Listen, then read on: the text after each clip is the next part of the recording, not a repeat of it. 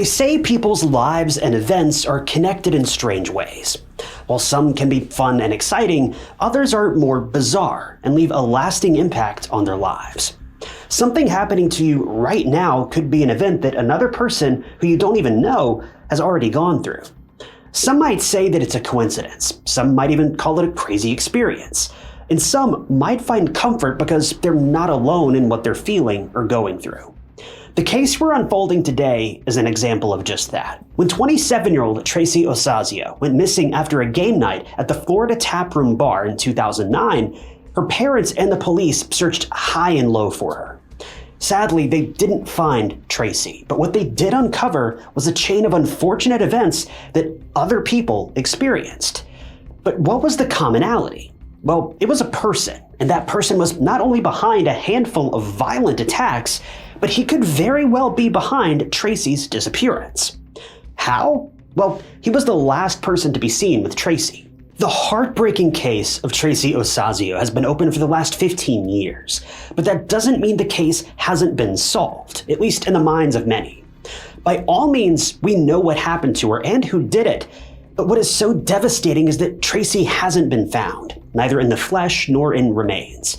But this case is unlike any other missing person case, because while in most scenarios the perpetrator is the one at large, in Tracy's case, the wrongdoer is already behind bars, and it's Tracy who the detectives are still searching for.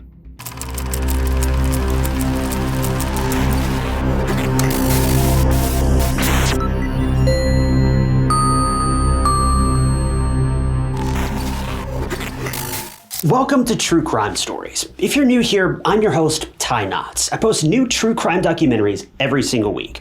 No AI narrations, no unnecessary drama, just a victim with a story to tell. So if you're into that kind of thing, hit that subscribe button. It's completely free and keeps you up to date with all of my future videos. Tracy Aileen Ocasio was born in 1982 to parents Elizabeth, better known as Liz, and Joseph Ocasio in Ocoee, Florida. Growing up, Tracy was defined as a daddy's girl. She had dreams of going to college to study radiology, and she also loved animals of all kinds. Tracy had pet lizards, scorpions, and even a cat named Cookie. Tracy also loved to read. She was mainly fond of history and literature, and she would read books about World War II and ancient Rome. Another interest of Tracy's was making handmade jewelry, which was one of her favorite pastime activities. Tracy and her parents shared a very close bond. Whenever Tracy was out and about, a day wouldn't pass without her calling her mom, filling her in on her everyday routine and what she did. After graduating high school, Tracy took a job as a waitress at a local restaurant, and she was taking online college courses. At one point, Tracy did move out of the family home because she'd just gotten engaged, but sadly, her happily ever after was cut short when they broke off their engagement and soon broke up for good. But it's unclear why this even happened. But this led to Tracy moving back in with her parents, but they didn't mind this at all.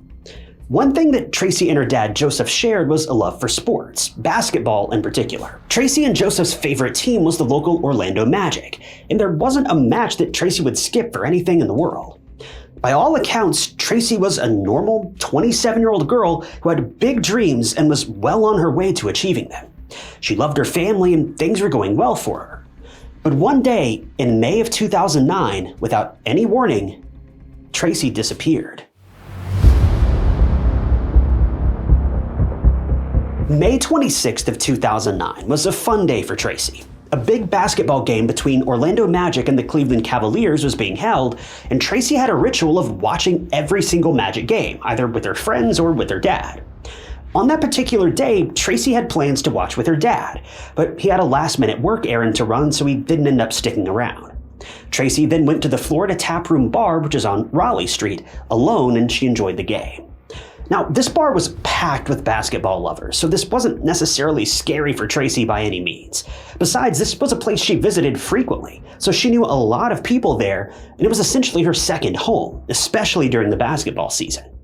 Well, fast forward to the end of the game. Tracy was supposed to come home, but hours went by and there was no sign of her. Her mom, Liz, was even more worried since she didn't receive a routine text from Tracy that day. Also, Tracy had no post-game plans, and according to the last conversation that Liz had with Tracy, she was going to come straight home after the game. But hours later, Tracy still wasn't there, and all of the calls to her phone went unanswered. Immediately, 27-year-old Tracy Ocasio was reported missing, and a search for her commenced. The detectives decided to look into the last place where Tracy was seen, and it was the bar on Raleigh Street. Luckily, they got their hands on the surveillance footage, and they even saw Tracy, but she wasn't alone. The footage showed Tracy leaving the bar with a man at around 1 to 1:30 a.m. When the investigators showed this footage to Tracy's parents, they didn't recognize the mysterious man. Tracy was identified in the footage by the clothes that she was wearing, which included black jeans, a tank top, a hooded jacket, and a green and white hat. The man with Tracy was bald, around the same age as her, and he and Tracy seemed close. They were talking and having a good time and left shortly after. There wasn't anything alarming about the footage. It seemed as though Tracy was coherent and was willingly leaving with this mysterious man. So the detectives had a lead, but they had to find out who this man was. While officers were on that very task, Tracy's car was found. She'd driven it to the Florida Taproom Bar, and it was a yellow 2002 two-door Chevrolet Cobalt that was found in a parking lot on Franklin Street in Ocoee on May 27th at about 7 p.m. Strangely, the car was unlocked, and it looked obviously abandoned. Inside the car, there were no belongings, and the only thing that stood out to the police was the fact that the front seats were reclined forward, which insinuates that someone may have been folding the seats in order to get something out of the rear seats, or someone in or out of the rear seats. This wasn't usual behavior for Tracy. I'm not sure why police perceived this as being so odd, other than the fact that it was a Chevy Cobalt. Fitting an adult into the back seat of a two-door version of this car would be darn near impossible. And if Tracy had belongings with her, she almost certainly would have stored them in the trunk, not in the back seat. But all that aside, the car was found deserted in a very dark part of the street. There were literally no street lights, nothing. And according to Joseph, Tracy would never go there if she had any other choice, as she was afraid of the dark. So why was Tracy's car there? Well, the answer to that question came pretty quickly. Remember the man that Tracy was seen with on the night that she disappeared? Well, he was finally identified, and his name was James Hadaway, and he was the only one who could have known what had happened to Tracy. When the detectives got in touch with him, he was very cooperative in providing information. According to James, he'd met Tracy at the Florida Taproom Bar, and they had talked for a bit. After the game, he asked Tracy for a ride home as he didn't have a car, but Tracy did. According to James, Tracy dropped him off and went on her way, and that was that. But interestingly, the place where Tracy's car was found was just 150 yards away from James's house where he lived with his dad. So not only was James the last person to see Tracy, but now she'd gone missing and her car was found just blocks away from his home. The investigators were suspicious, but there was no solid proof to tie James to Tracy's disappearance, so they let him go. The next thing the detectives had to go through was Tracy's phone activity. It turned out that Tracy's phone turned off on May 27th at around 8:30 a.m. And the last location where her phone was pinged was the same place where her car was found. Luckily, on these grounds, investigators were able to get a search warrant for James's home. And inside, they didn't find Tracy or any clue about her. But they did find lots and lots of drugs. Not only this, the investigators also found out that James was abusing drugs while out on bond. So even though he didn't appear to have had anything to do with Tracy's disappearance, he was arrested for those charges. But if that wasn't bad enough, upon his arrest, detectives realized that James also had a laundry list of crimes behind his name involving juvenile kidnapping. After James's arrest, two witnesses, who also happened to be James's friends, came forward and said that they saw a woman matching Tracy's description leaving the bar with James. The second witness said that Tracy, after pulling up to James's house, went inside and hung out for a bit. James at one point even tried to convince her to try drugs, but she refused, and that was when she left. That was when the detectives realized that James had lied to them when he claimed that Tracy had simply dropped him off. He was spinning tales, and there was definitely something fishy. Luckily, he was now in police custody, and there was literally no chance for him to make a run for it. While James was in custody, the detectives used every available resource to try to track down Tracy. They searched with bloodhounds, cadaver dogs, but strangely, they didn't even pick up her scent in her own car. In the meantime, Tracy's dad, Joseph, went around putting up flyers everywhere and combed through every area where Tracy was recently seen. The investigation was slowing down after a couple of weeks, and that was when Joseph called Texas EquuSearch founder Tim Miller for assistance in finding Tracy. Soon after, volunteers scoured 2,500 acres of land, but Tracy still couldn't be found. All the while, the detectives were interrogating James, who was under arrest for those unrelated charges, but he was certainly a person of interest in Tracy's disappearance at that time.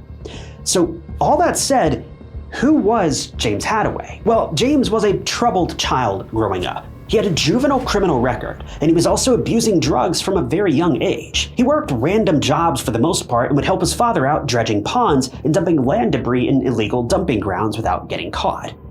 At the time of Tracy's disappearance, James was actually out on bond, which in hindsight is very alarming. Tracy's parents held public searches and interviews and were trying everything they could to get any information about their daughter. At that point, it had been almost a month since Tracy disappeared, and the Ocasio family were very worried for her. There were a lot of tips that came in, but they would all hit a wall at some point, even though some were very believable. At the same time, James was getting tried in court for his charges, and this led to a whole new revelation of James's actions, and the police were even more suspicious of him now, and he eventually became the prime suspect in Tracy's disappearance. See, once James was the main suspect in Tracy's disappearance publicly, that was when a lot of people came forward with their unpleasant experiences with James. According to the police, James's story kept changing. He was lying about Tracy leaving right after the ride, he had no alibi, and he even tried to pin her disappearance on a work friend at one point. People who knew James came forward and said that he was known to be violent towards women. He would snap from happy and charming to downright deadly in a fraction of a second. And the most concerning piece of information was James's involvement in a woman's attempted murder that took place almost a year before Tracy's disappearance. This woman was Rachel Clark, and the way she and James met was eerily similar. James had asked Rachel for a ride home, and after the ride, he hugged her goodbye, and that was when he completely lost it. He grabbed Rachel, pinned her to the ground, and was violently attacking her, saying, "Don't make me kill you." Rachel was trapped underneath a man who was clearly trying to finish her off for good. Rachel was screaming for help, and fortunately a passerby intervened and yelled back at James, who then ran away, leaving Rachel injured on the sidewalk. Her neck was badly bruised, and she had injuries and scratches on her face and arms, but luckily she was still alive. What's so infuriating was that James wasn't even charged for this attack. Even though Rachel filed a report, the detectives just couldn't find him, at least not until a year after, when James was named as the main suspect in Tracy's case. Now, the investigators had to look into Rachel's case too, because they wanted to keep James behind bars so that he couldn't get away, because at this point, they were confident he was also responsible for Tracy's disappearance. In the meantime, the search for Tracy was still on, and during one of the searches on the lake, something else emerged, which was just as horrifying. See, on February 22nd, 2011, almost 2 years into Tracy's disappearance, the detectives were searching an almost dried up Lake Carter, and as soon as they searched the area, they found a human spinal bone and a skull. As the lake was further drained, more bones were recovered. On February 24th, they also recovered a wallet, an ID, and a cell phone nearby, and the name on the ID was Onda Christopher George. The police were left confused. They were still trying to find any sign of Tracy, and they now came across Onda's remains. But who was he? Well, even though Onda and Tracy were strangers, there was a person who knew or at least interacted with both of them, and that was none other than James Hadaway. When the remains found at the dried up lake were tested with Onda's DNA, the results were a positive match. Onda was now confirmed to have been gone, but the detectives would soon figure out the link between him and James. See, during the investigation of James, a lot of leads were coming in. Someone had also anonymously contacted Tracy's dad, Joseph, and said that he knew of a woman who was an accomplice of James, and that according to her, he was behind 3 other homicides in the Orlando area. According to the tip, the victims' bodies and murder weapons were thrown into various lakes. This was the main reason why investigators were searching the lakes to begin with. Even though the lead could have been a hoax, given James's history of criminal violence, the detectives weren't about to let it go that easily. They wanted to make sure that this tip was legit, and it turns out that it was. According to witness reports, Onda was last seen with James and another person in early February of 2009. So this was before Tracy's disappearance, but after the attack on Rachel. Onda lived in Apopka, and he was reported missing on February 11th. Well, the series of events follows James and another person coming out of a wooded area. That was when a police officer was on patrol and he saw the two men. When he asked about what they were doing, James told the officer that his friend Chris was high on drugs and that the two men were helping him. The officer decided to let them go and didn't check up on whoever Chris was. And later, Onda George's car was found abandoned at Lake Carter. If you remember, this was the place where Onda's remains and belongings were found. When Onda's remains were ID'd, his parents were contacted, and the Ocasio family and the George family, in a very dark way, bonded over their mutual loss. They were heartbroken for each other, and they just wanted the person responsible for what happened to their loved ones to pay. Now, Onda's remains were also taken for an autopsy to determine a cause of death, but because of the decomposition, the results came back inconclusive. So whether Onda passed away from drug abuse, if James's story is credible, or something else happened to him, we just don't know. But it was still strange that James was there at that time. But since there's no evidence to pin James to Onda's demise, he can't be found guilty for this. With the evidence the detectives had, they knew that James, who was currently held at Seminole County Jail, could be tried for Rachel's attempted murder. And this was exactly what happened. In May of 2011, the trial for Rachel's attempted murder was held, and the star testimony was the victim herself. Rachel bravely took the stand and described in detail how James violently attacked her the night that she met him. James was present at that time, and with a stoic expression, he saw everything that went on in the courtroom. As for James's defense, it was built on the fact that James was incoherent and drunk, and wasn't aware of what he was doing, and had no idea of how he got his injuries. Rachel's injuries were also shown in court, and the jurors were horrified to see her battered face. It clearly didn't look like an accident or a moment of a drunken haze. The jury deliberated, and the verdict was out. James Hadaway was found guilty of attempted murder as well as burglary, robbery, and false imprisonment. He was sentenced to life in prison, and everyone in the courtroom let out the breath that they'd been holding for so long, now that this violent man was finally behind bars. James, after the sentencing, took to the stand and apologized to Rachel, saying, "Her injuries were my fault, and I do apologize for what happened. I know that I did not try to kill her, but I am sorry for what did occur."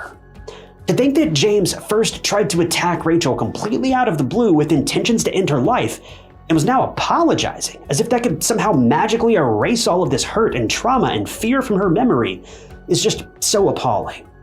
In the end, investigators were ultimately forced to admit that at this point, getting Tracy's case solved, well, it likely wasn't going to happen. There just wasn't enough evidence to charge anyone with anything, even though they knew good and well who was behind her disappearance. After the sentencing, the Ocasio family also gave a statement. Tracy's dad, Joseph, went on to say, quote, "If there's any comfort, it's that he's behind bars and won't destroy another family like he destroyed our family." Rachel also gave her statement at the sentencing, in which she said, "Justice is served for them as well. Hopefully we can find Onda and Tracy." It's so heartbreaking that because of one man, 3 different families were affected and brought together to finally make him face the consequences of his senseless actions. But crazy enough, in February of 2015, James appealed the decision and asked for a new hearing because he apparently was pressured by his lawyers to waive his rights to a speedy trial. It was granted, but the outcome was pretty much the same. James Hadaway's still going to spend the rest of his life behind bars, but the story's not quite over yet. Even though Rachel got the closure she needed, and she knew that James was never going to attack her or any other person again, the Ocasio family, as well as the George family, are still in the middle of it all. James is still a suspect in Tracy's disappearance, or worse, her death, but there just isn't enough evidence for the state to prove that. I can't imagine what Tracy's family must be going through. It's been 15 years since Tracy was last seen at a place that she frequented, and now no one knows where she is. She hasn't contacted anyone in the last decade and a half, and no one has found any other clues about her. Joseph and Liz are still fighting to bring Tracy's case to an end so that they can try to move on and accept that she is gone for good. But until that day comes, they live with uncertainty, fear, and hope all mingled together in a very strange way in their hearts. Joseph to this day feels guilty about letting Tracy go to the bar on her own. He still believes that if he had been with her, Tracy would have been safe. It's so devastating to see a father go through this, regardless of whether or not that statement may actually have proven true. This wasn't his fault in any way. If anyone is responsible for whatever happened to Tracy, then it's most likely James, although the state hasn't found any rock-solid evidence of his involvement in her disappearance to this day. We can only hope that Tracy's family finds some sort of peace and closure, because even though Tracy's case is 15 years old, it is still open, and Detective David Gray still checks up on any leads that come his way. Tracy's parents deserve to know what happened to their daughter. No one should have to go through this.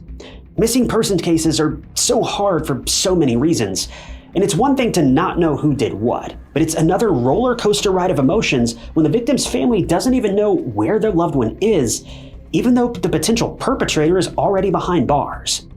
So much can change within minutes, and no one really knows when tragedy will strike. And oftentimes, that's the hardest pill to swallow.